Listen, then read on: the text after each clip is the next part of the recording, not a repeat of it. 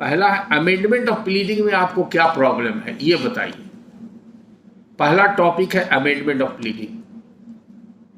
अगर आपको प्रॉब्लम है तो बोलिए, अगर प्रॉब्लम नहीं है तो हम एक अपने तरफ से बताना चाहेंगे जानकारी के लिए लॉ का प्रॉब्लम।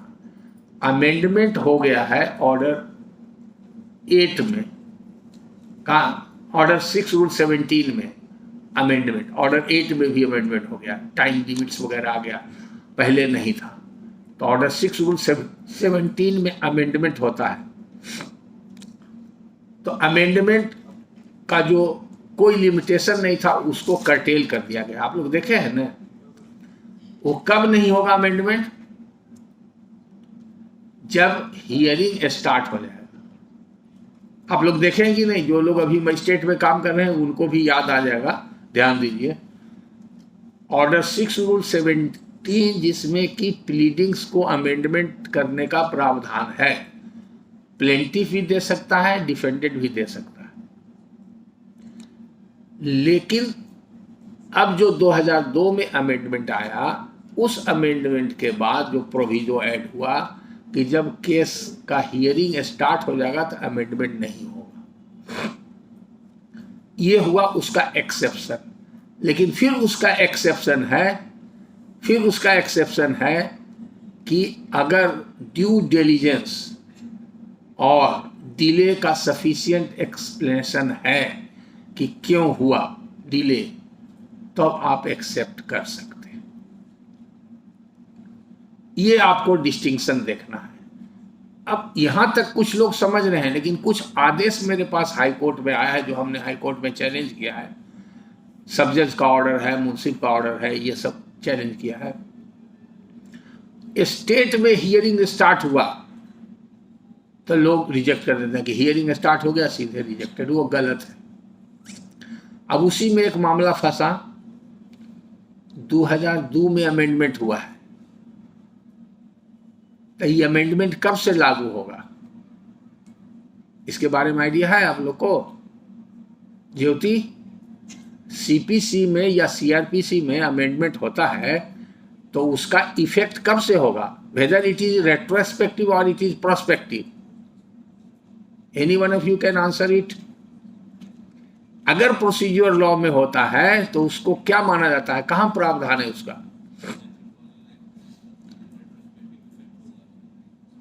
आप माइक लीजिए ना, आपका दीजिए माइक, इनके पास है माइक, दीजिए जरा, उधर पास ऑन कीजिए, जल्दी से उधर दीजिए।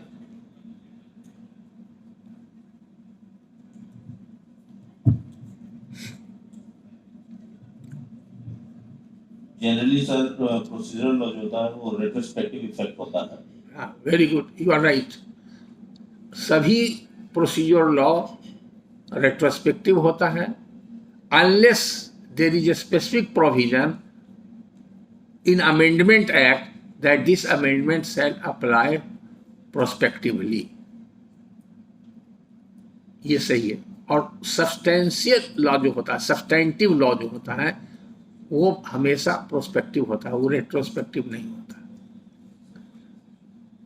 आप प्रोस्पेक्टिव होता है, वो रेट्रोस्पेक्टिव नहीं होता है। जिस दिन वो अमेंड हुआ और उसमें जो डेट ऑफ कमेंसमेंट है उसी से लागू होता है। अब इसमें लोग अमेंडमेंट तो देख लिए, लेकिन ये अमेंडमेंट किस सेक्शन से हुआ उसको लोग नहीं देखते हैं। अभी चूंकि हमको इसलिए याद है, 2-3 दिन या 4 दिन के अंदर की वाकया है, कोई सीनियर ऑफिसर ने फोन किया कि सर ये अमेंडमेंट होगा कि नहीं होगा, एक सुप्रीम कोर्ट का जजमेंट ऐसा ऐसा दिया है। पर सासाराम या भभुआ का मैटर था, अभी याद नहीं पड़ रहा है।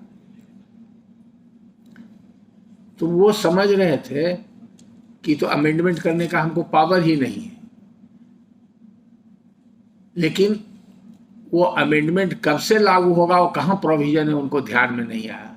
तो आज ये बहुत इंपॉर्टेंट, इसलिए आपको बता देते हैं।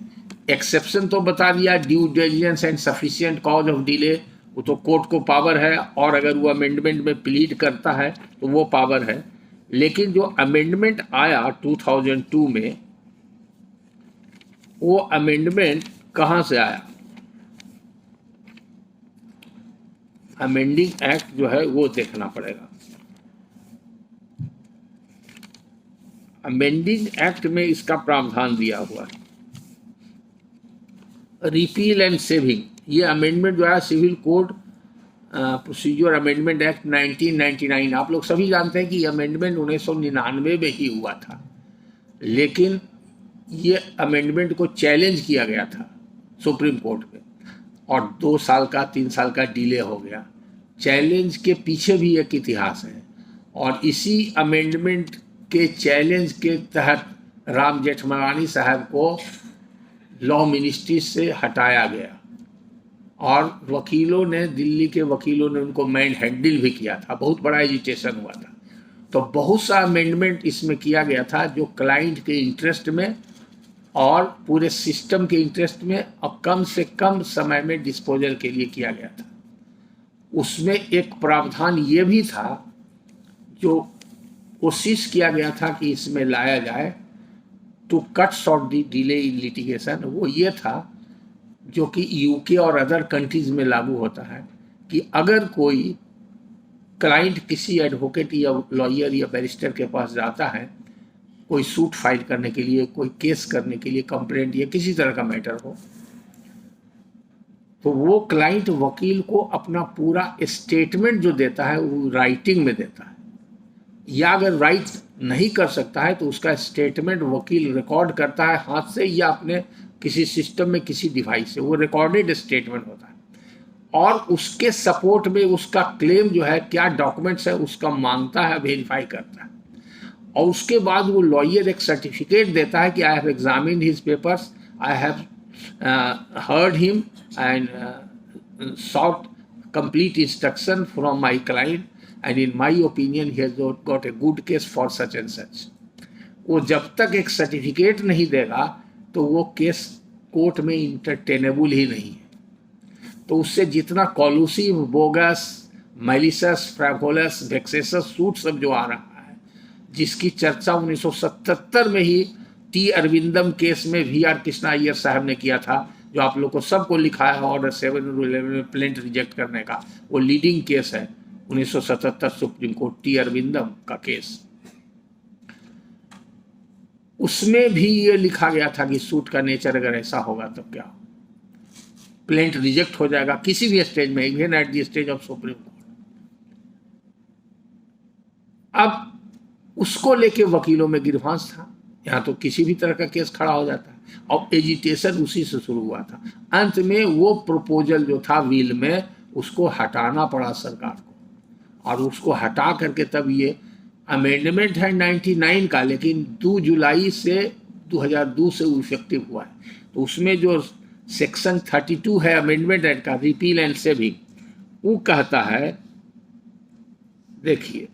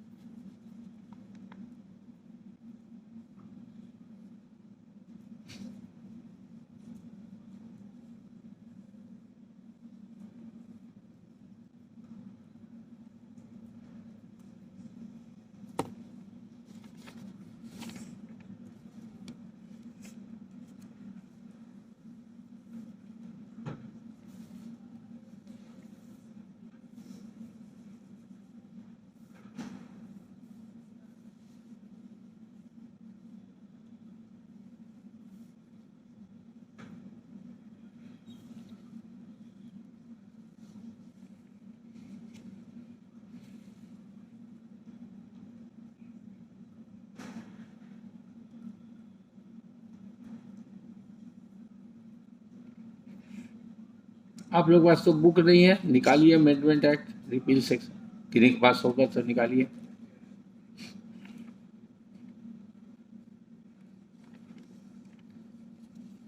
इस कौन सेक्शन से कौन सेक्शन अमेंड हुआ ही अमेंडिंग एक्ट में लिखा हुआ है। ऑर्डर 6 रूल 17 का जो है वो अमेंडमेंट आपको मिलेगा, सेक्शन 7 है अमेंडिंग एक्ट का। The first schedule in order 6 for rules 17 and 18 as they stood immediately before their omission by clause 3 of the section 16 of the Code Civil Procedure Amended Act 1999, the following rules shall be substituted, और यही add हुआ है 17। The court may at any stage of the proceeding allow either party to alter or amend his pleadings in such manner and on such term as may be just, and all such amendments shall be made as may be necessary for the purpose of determining the real question in controversy between the parties।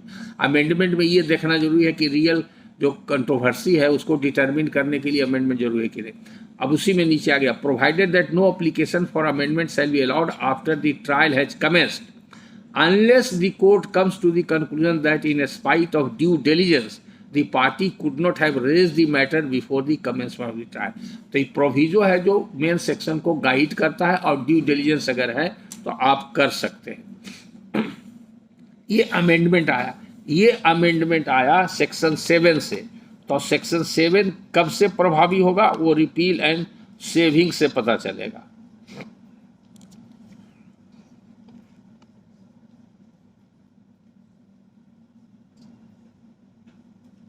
ये section 16 का sub clause 2 का sub clause B है।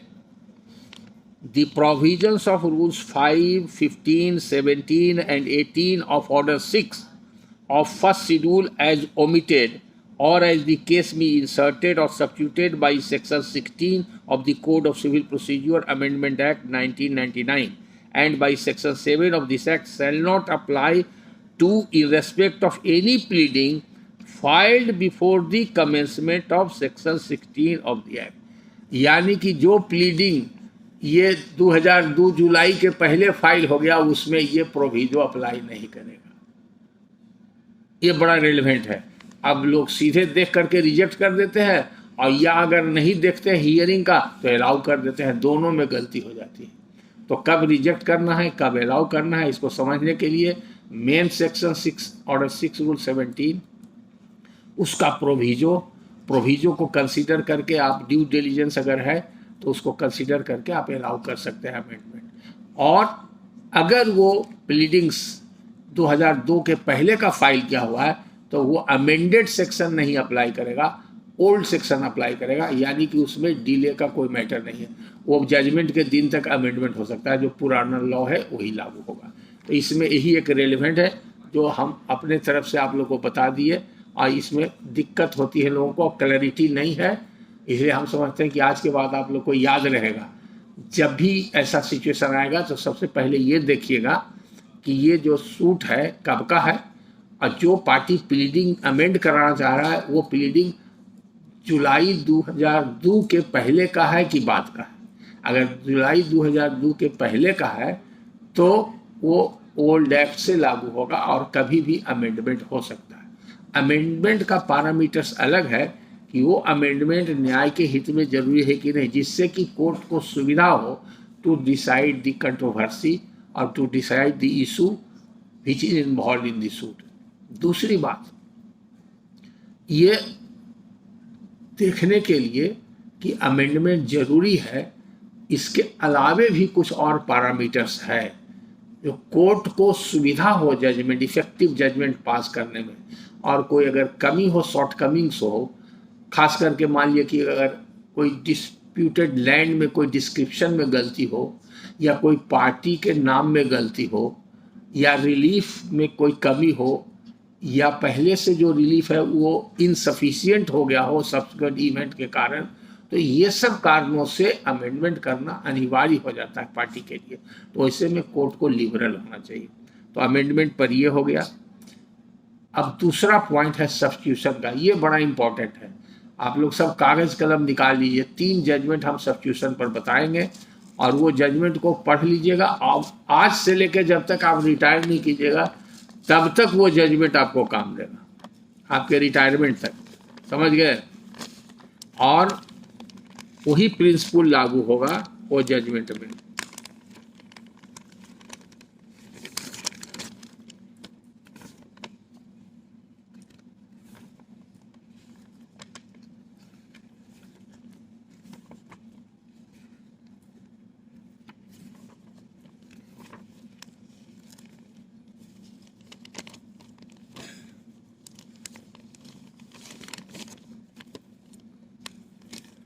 ऐसे इसके पहले आपको कोई सवाल हो अगर सब्स्टिट्यूशन पर तो वो बताइए, कोई क्वेश्चन है तो बताइए।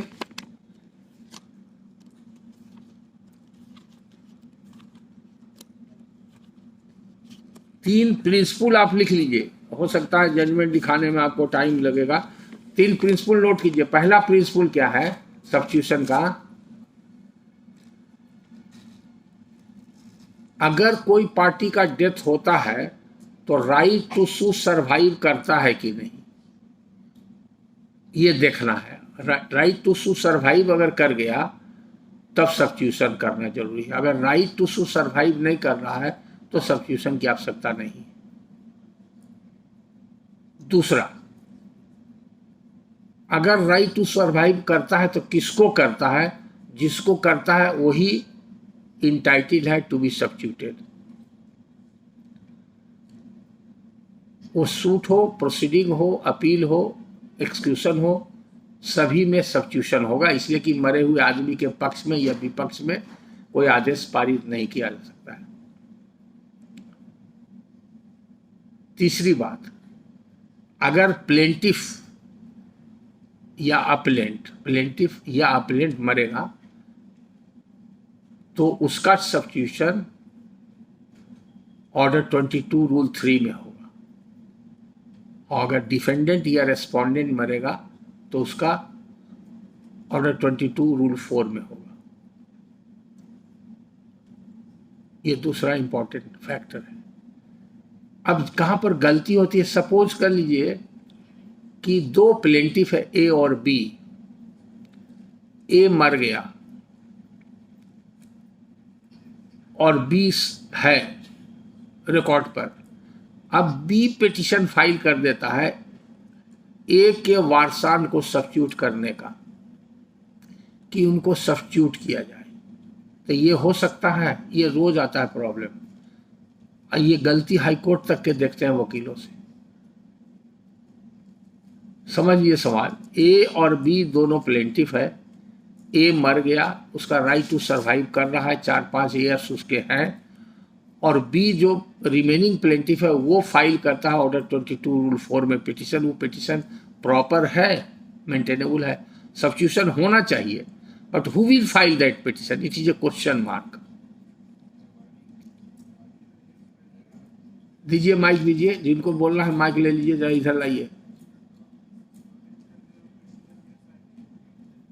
पहले वहां दीजिए सुनील जी को, बोलिए सुनील जी। बी फाइल कर सकता है सब्स्टिट्यूशन पिटीशन?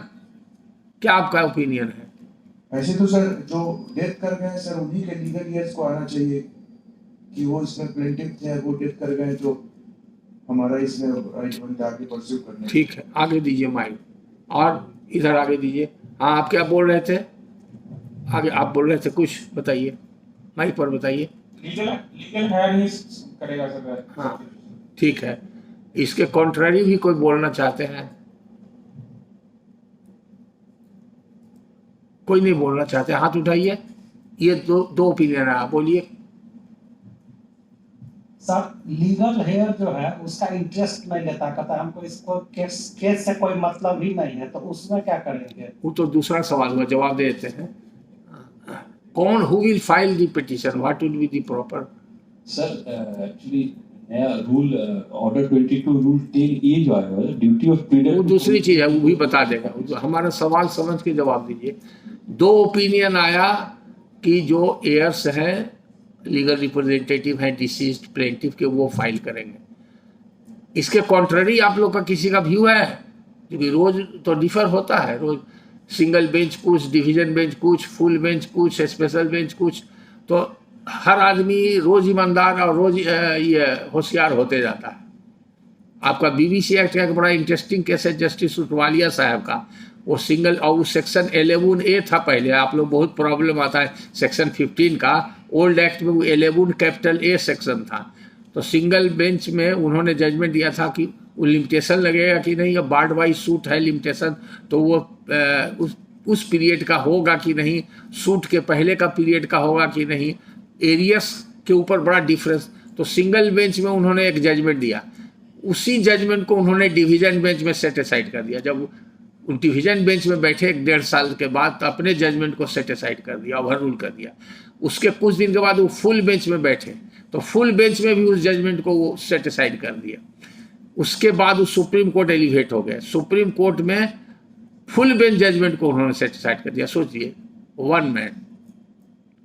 तो आइडियाज ग्रो करता है आदमी को, और धीरे धीरे आदमी वाइजर होता है जैसे एक्सपीरियंस बढ़ेगा। इसलिए आप जितने ज्ञानी होइएगा आपको अपनी अज्ञानता समझ में आने लगेगी। अगर आपके पास कोई ज्ञान नहीं है तो आपको लगेगा कि दुनिया से सबसे बड़े ज्ञानी हम हैं। यही हार्ड फैक्ट है, यही सत्य है।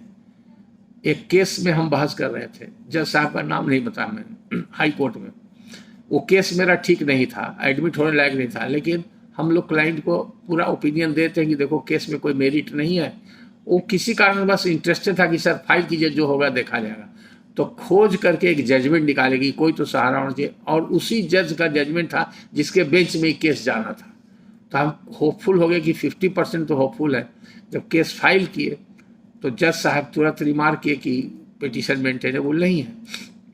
हम कहा I am relying upon the judgment passed by this court और reported in so and so. तो मांग लिए कि देखें, वो जजमेंट पूरा पढ़ गए, और जो हिंदी में बोले एकदम वही एग्जैक्टली वर्बटी बोलते हैं। राजकिशोर बाबू, जहिया हम ये जजमेंट दिए थे, जहिया हम बुड़बक थे, अब हम होशियार हो गए हैं, इसके अलावे कुछ है तो बोलिए, नहीं तो हम खारिज करेंगे। हम कहा ना हुजूर, कोई नहीं है, हम तो हुजूरे के जजमेंट को तो सही मान के ये कैसे फाइल की है, रिजेक्ट हो गई। कितनी बड़ी बात है ओपन कोर्ट में।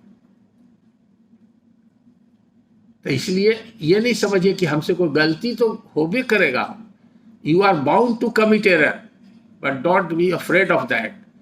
बार बार एरर करने के बाद आप सही जगह पर पहुंचिएगा। तो have courage to do something, but prior to that you must marshal out the facts. जो फैक्ट्स आपके सामने, पहले उसको बढ़िया से मार्शल आउट कीजिए, उसको एसिमिलेट कीजिए। और आप लोग की मदद के लिए तो हम ऑल 24 आवर्स हैं। कभी कोई प्रॉब्लम हो, लेकिन एक ही चीज़ कहते हैं कि जब आप पूछिए तो फैक्ट्स पूरा पढ़ लीजिए, और कम समय में आप any question you can ask on any topic, you will have computerised reply within a second. Principal आपको बता देंगे, आप अपने खोज सकते हैं। कुछ जजमेंट याद रहता है, जजमेंट भी लिखा दे सकते हैं। तो इसलिए आपको बता रहे हैं, और बहुत सा टॉपिक कवर्ड है। जो लोग अवेयरनेस ऑफ लीगल फ्रेटर्निटी जो चैनल है उसको नहीं सब्सक्राइब किया है, तो आप लोग अभी लंच में ही कर लीजिए, आपको सबको सुविधा मिलेगी, उसको देखिएगा, प्रॉब्लम सॉल्व हो जाएगा, आपका कोई प्रॉब्लम नहीं रहेगा। तो सब्स्टिट्यूशन का तीसरा एस्पेक्ट जो इम्पोर्टेंट है, वो भी दोनों आप लोगों ने जो कहा आंसर सही है, लेकिन थोड़ा सा धूल-मूल, क्योंकि क्लैरिटी नहीं है और कॉन्फिडेंस के साथ आप लोगों ने नहीं कहा। देखिए, बता देते हैं तरीका। प्लेंटिफ एक मर गया तो उसका राइट टू सू उसके वारसान को सर्वाइव करता है, ना कि दूसरे प्लेंटिफ को। तो वो कैसे फाइल करेगा? दूसरी बात, एयर्स जो फाइल करेगा तो एयर्स वकालतनामा देगा तब ने। वो जो उसका प्लेंटिफ का, जो सर्वाइविंग प्लेंटिफ का एडवोकेट है, वो तो उसके पास वकालतनामा उसका नहीं है, तो कैसे फाइल करेगा? इसलिए वो प्रॉपर नहीं है। हाँ, अगर वही डिफेंडेंट मरता तो डिफेंडेंट के एयर्स को सब्स्टिट्यूट करने का अधिकार और दायित्व दोनों प्लेंटिफ के ऊपर है, तो प्लेंटिफ करेगा। तीसरी बात, सब्स्टिट्यूशन अगर विद इन टाइम नहीं हुआ है तो क्या होगा? तो अवेट करेगा। तो अवेटमेंट जो होता है, ये प्रिंसिपल ऑफ लॉ याद रखिएगा। पेरुमल भागवती केस में सुप्रीम कोर्ट ने 2008 में डिसाइड कर दिया है। 2008 का 3 इंपॉर्टेंट जजमेंट है, सुप्रीम कोर्ट का ही है। पहला प्रिंसिपल है कि due to non substitution of the heirs of deceased party,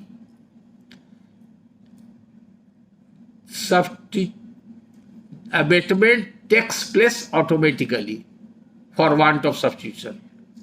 वो अबेटमेंट का कोई ऑर्डर पास करने की आवश्यकता नहीं। It is not requirement of law to pass an order of abatement that such and such person has died and heirs have not been substituted and therefore the suit has abated. You are not required to pass such order. It will take its own course. It will have its effect in own course.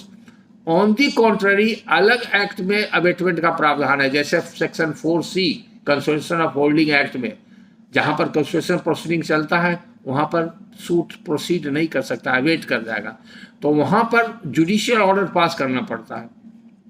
Judicial order pass करने के पहले कुछ factual statements record करना पड़ता है कि यहाँ पर नोटिफिकेशन हो गया है, चकबंदी डी नोटिफाई नहीं हुआ है, 26A में नोटिफिकेशन नहीं हुआ है, 4A में कैंसिलेशन नहीं हुआ है, इसलिए ये प्रोसीडिंग पेंडिंग है। तब 4C का एप्लीकेशन है, देयरफॉर सूट अपील रिवीजन किसी भी स्टेज में हो, फाइनल डिग्री प्रोसीडिंग सब अवेट कर जाएगा। वहाँ पर ऑटोमेटिकली अवेटमेंट नहीं होता है। अगर आपके नोटिस में नहीं आया और आप उस पर जजमेंट पास कर दिए तो जजमेंट इनवैलिडेट नहीं होगा, वो वैलिड रह जाएगा। जिस पीरियड में जहां पर वो नोटिस में आएगा वहां पर अवेटमेंट का ऑर्डर पास करना पड़ेगा। तो ये सुप्रीम कोर्ट का बड़ा इंपॉर्टेंट जजमेंट है, इट टेक्स प्लेस ऑटोमेटिकली। बाद में एक जजमेंट और सुप्रीम कोर्ट ने कहा, उसमें कहा कि आप सुनिए ध्यान से, लिखाने में आप लोग नहीं पढ़ते हैं इसलिए हम लिखाएंगे नहीं आज, आप लोग ध्यान नहीं देते हैं, हम मार्क किए हैं, जो लिखा देते हैं उसको भी पूछते हैं। हम एक बार फैमिली जज का क्लास ले लिए थे फोन पर ही, वो टॉपिक रिसेंटली क्लास में बताए थे प्रोबेट का मैटर, और डायरी में लिखे थे। हम कहा पहले डायरी में खोजिए आप लिखे हैं कि नहीं, तो बोले कल खोजेंगे। सर कहाँ है, डायरी मिल ही नहीं रहा है। एक नहीं सैकड़ों उदाहरण मेरे पास, इसलिए डोंट वेस्ट योर टाइम भी कम है। अब फिर कहिएगा भूख लग रही है तो फिर हजम भी नहीं होगा। पहले मेरी जो बात कह रहे हैं हम वहां पहुंचाना चाहते हैं, पहुंचेगा ही नहीं। प्रिंसिपल याद रखिए, जजमेंट की कोई आवश्यकता नहीं है, जजमेंट कोर्ट करना कोई जरूरी नहीं है। जजमेंट आपको दे के वकील लोग बरगला देते हैं, वो ज्यादा प्रॉब्लम है। आप प्रिंसिपल समझिए, आप सिर्फ CPC बेयर एक्ट पढ़िए, CRPC बेयर एक्ट पढ़िए, बेयर एक्ट पढ़ के समझने का कोशिश कीजिए, वो समझ गए जजमेंट क्या है। उसके लिए है जो कहीं पर इंटरप्रिटेशन हुआ है और वो ऑर्डिनरी मीनिंग से हट करके हुआ है, तब जजमेंट की आवश्यकता है। या जहां पर कोई एम्बिग्विटी है लॉ में, जहां पर इंटरप्रिटेशन ऑफ स्टैट्यूट के प्रिंसिपल्स को अप्लाई करना है, वहां पर जजमेंट पढ़ने की जरूरत है। या जहां पर आपको क्लैरिटी नहीं है, नहीं समझ में आ रहा है, तो बहुत बार तो जजमेंट पढ़ के नहीं समझ में आता है। एक केस में हम बहस किए थे, जस्टिस रिटायर कर गए, क्या नाम भूल रहे हैं, एक सिंपल मैटर था, डिग्री के अगेंस्ट में रिवीजन होगा कि नहीं। एक्सपार्टी डिग्री था, एवरी डिग्री इज अपीलेबल, लेकिन हमने रिवीजन फाइल कर दिया था। जस्टिस ज्योति शरण थे।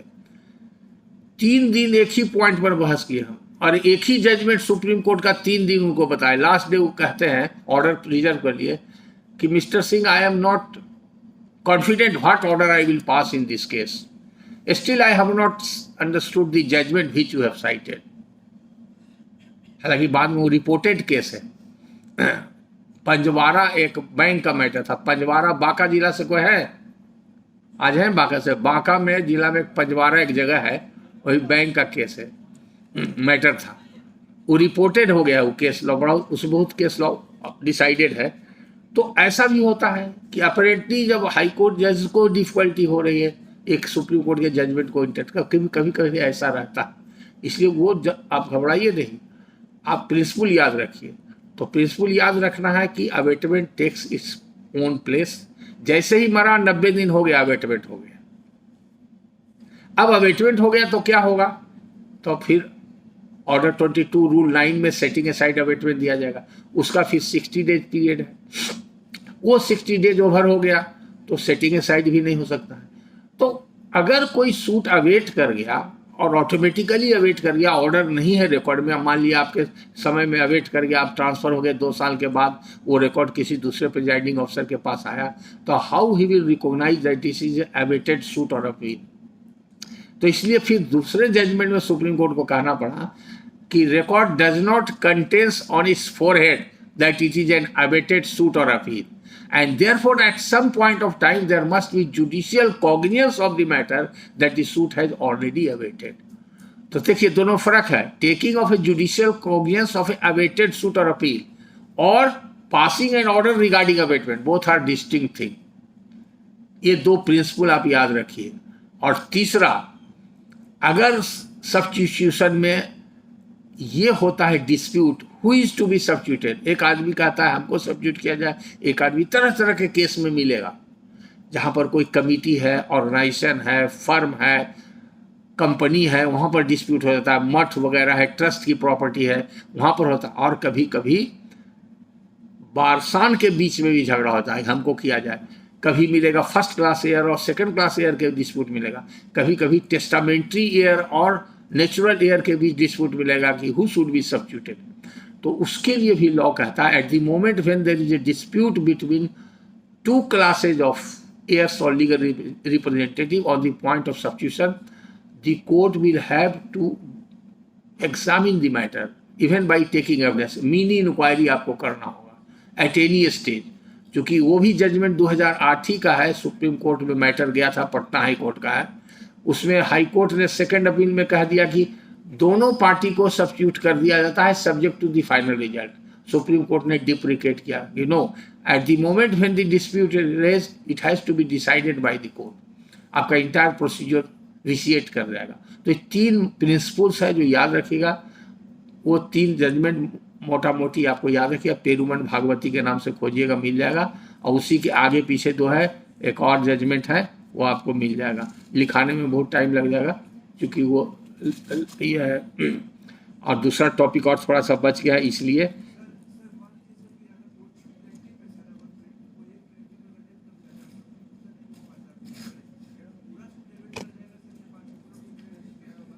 यार माइक दीजिए भाई।